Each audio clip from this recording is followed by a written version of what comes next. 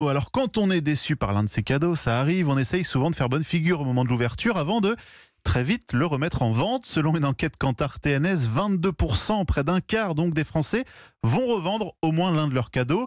Alors mode des camps, les sites spécialisés attendent aujourd'hui une explosion du nombre d'annonces, mais ça ne se passe pas que sur Internet. Eh bien non Mathieu, sachez que certains bars, par exemple au Sable d'Olonne, proposent des soirées de troc de cadeaux de Noël. Alors le principe est simple, chacun vient avec un cadeau qu'il a poliment accepté hier soir ou ce matin, mais qui ne fait absolument pas l'affaire. Il va donc y avoir un grand tirage au sort ce soir. Chacun repartira avec un autre cadeau, pas sûr que tout le monde gagne au change, mais Laurent va quand même tenter le coup.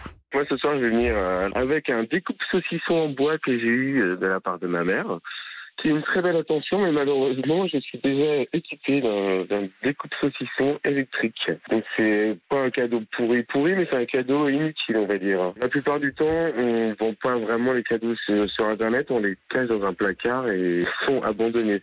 Donc là, c'est plus marrant d'aller les échanger avec des copains.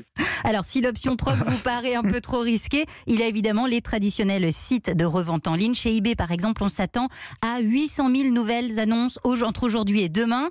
Alors, ce sont sans surprise les 16-24 ans qui revendent le plus, 2 cadeaux en moyenne. Et enfin, si vous hésitez à revendre un cadeau pour ne pas heurter la personne qui vous l'a offert gentiment, eh bien, sachez que vous avez raison. 38% des personnes qui ne revendent pas leurs cadeaux trouvent que la pratique n'est pas très sympathique. Mode des camps du service économie d'Europe 1.